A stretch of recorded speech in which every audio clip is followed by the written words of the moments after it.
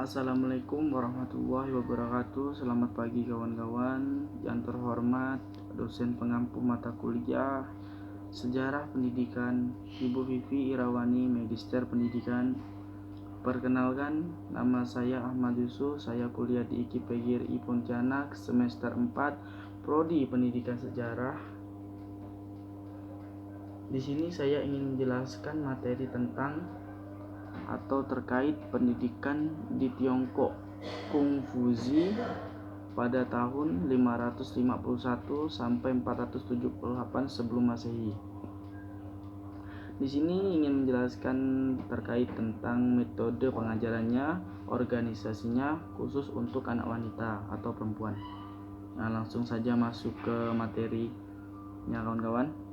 Sekilas sejarah pendidikan di Tiongkok. Di Cina, konsepsi pendidikan di timur dikuasai oleh otoritas individual.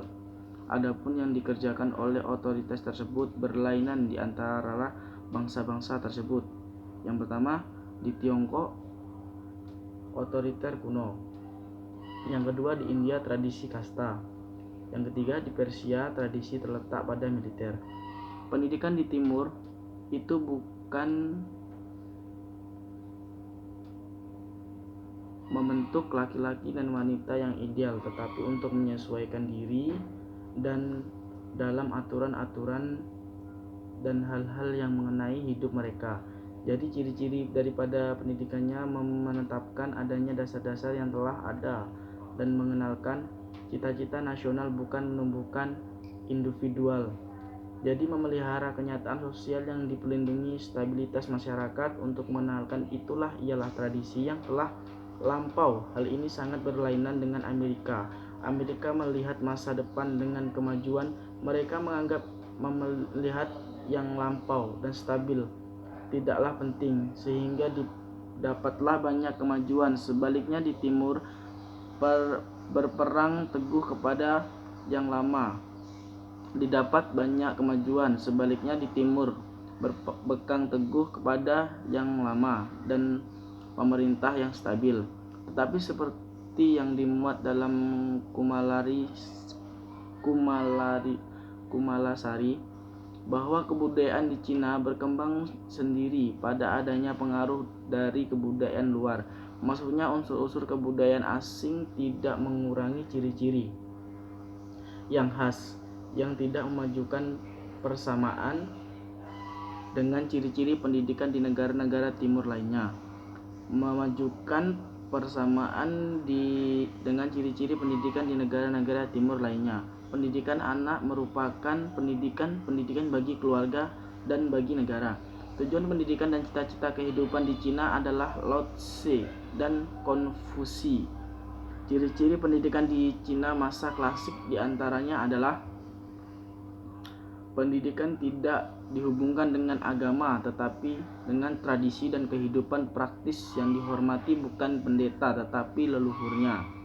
Penyelenggaraan pendidikan adalah negara dan keluarga. Tujuan pendidikan adalah mendidik kepala-kepala keluarganya yang baik, pegawai yang rajin, suami yang setia, anak-anak yang patuh, pegawai-pegawai yang rajin, warga negaranya yang jujur dan rela berbakti, tentara yang gagah dan berani. Penyelenggaraan pendidikan yang ada di Tiongkok. Pendidikan di rumah diselenggarakan sebelum anak masuk sekolah. Mulai umur 6 tahun mereka menerima pelajaran dari guru yang sengaja didatangkan di rumah, biasanya untuk kalangan pegawai tinggi dan bangsawan. Pelajar yang diberikan berhitungan, pemulaan dan ilmu hitung. Pendidikan di sekolah. Setelah anak-anak berumur 10 tahun dimulai dikirim di sekolah. Pelajaran yang diberikan berhitung, menulis, membaca, memain musik, dan menari. Yang diutamakan adalah pelajaran menulis. Pendidikan untuk pegawai. Setiap orang mempunyai kemungkinan penduduk jabatan tinggi untuk menjadi pegawai harus menempuh ujian dulu. Para pegawai setiap tahun sekali wajib menempuh ujian ulangan. Juga untuk kenaikan pangkat, ujian ulangan harus ditempuh lebih dahulu. Lanjut di metode pengajarannya. Seperti yang sudah dikatakan sebelumnya bahwa Cina tidak melakukan konsep belajar menghafal, cara mengajar yang kaku yang hanya bertujuan untuk lulus ujian saja, melainkan sistem pendekatannya atau sistem pembelajaran di Cina menekankan kepada penguasaan materi, konsep, dan penguasaan keterampilan bagi para siswanya, dengan cara siswa diajarkan dan diarahkan untuk memahami dan mengalami suatu hal yang sedang dipelajarinya. Dengan pendekatan pembelajaran seperti ini, siswa lebih dapat dengan mudah mencerna pelajaran yang pemahamannya yang telah didapatkan dapat terrealisasikan sepenuhnya dalam diri. Selain itu, sarana dan prasarana sekolah di Cina sangat mendukung proses pembelajarannya. Sistem pembelajaran ini sangat baik untuk diterapkan, hanya saja di Indonesia sendiri sarana dan prasarana kurang mendukung. Contohnya dalam laboratorium saja banyak terdapat mikroskop yang rusak. Hanya ini sangat mengganggu proses pembelajaran di laboratorium dan perjalanan dari suatu tempat ke tempat lain untuk menyebarkan ajaran dan belajar dari berpikir seperti yang diajarkan Konfuse. Konfuse sangat memperhatikan kapasitas individu. Jadi dia berusaha keras supaya muridnya memiliki pengetahuan yang tinggi dan leluhur. Tidak semua murid dianggap sama kualitasnya.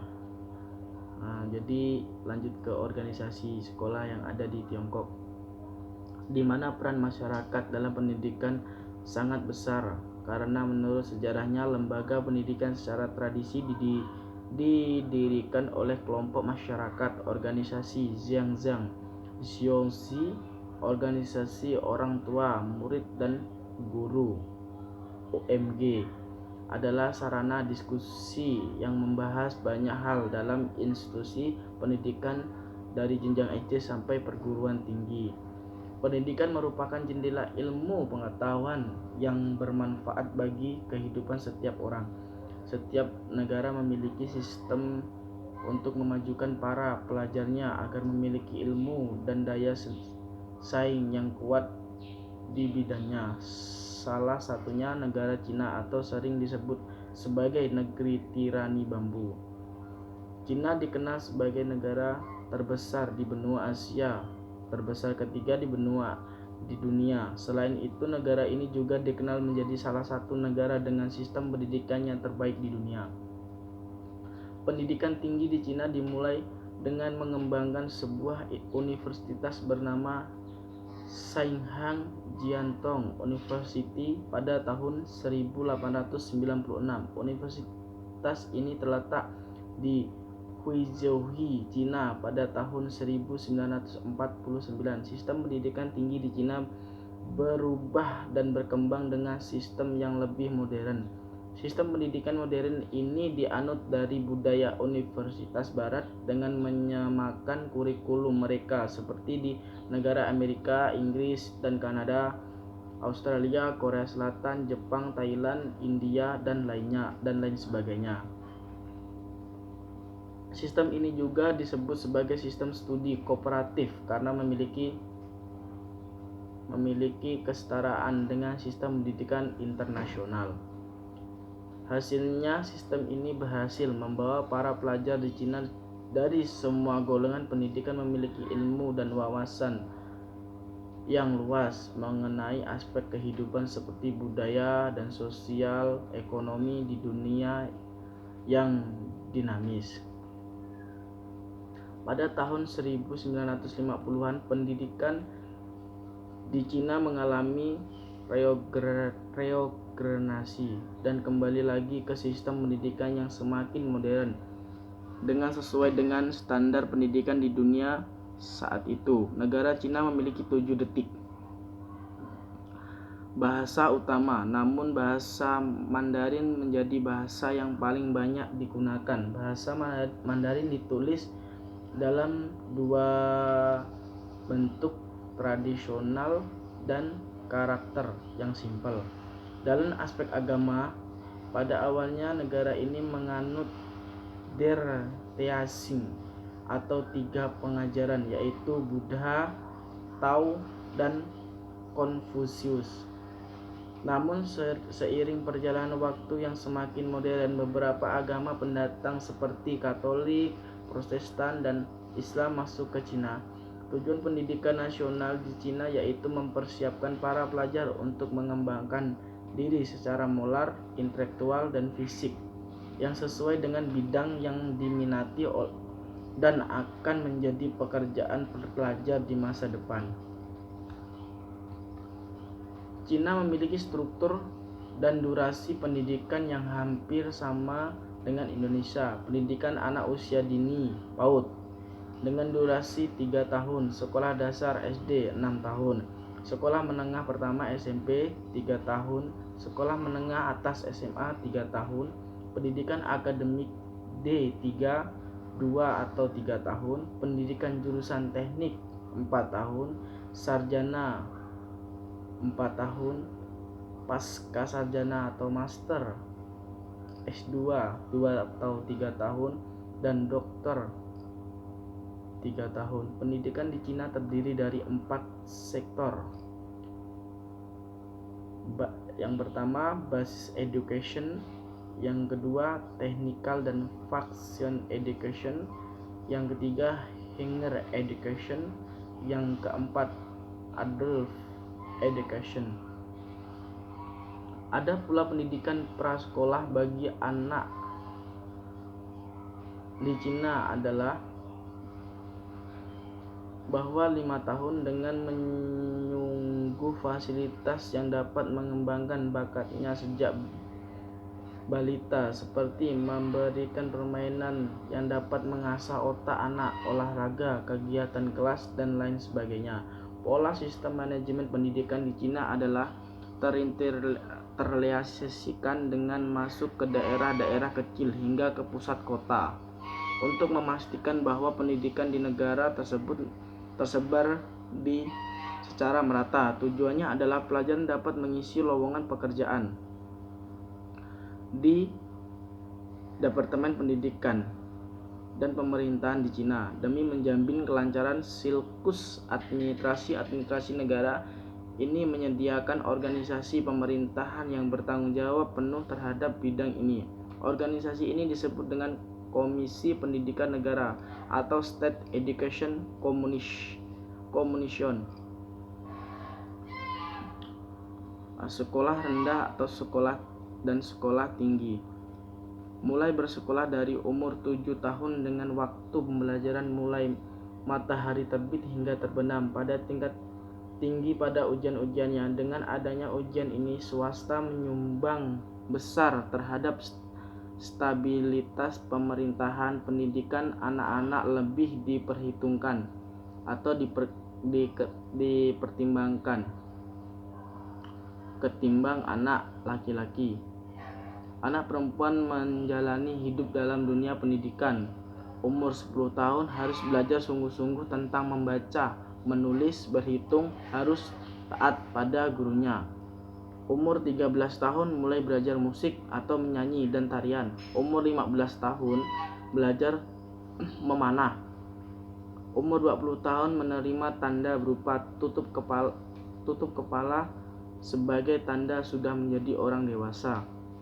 Umur 30 tahun kawin dan berumah tangga. Umur 40 tahun diperkenalkan menempati jabatan tingkat 2. Umur 50 tahun diperkenalkan menempati jabatan tingkat pertama.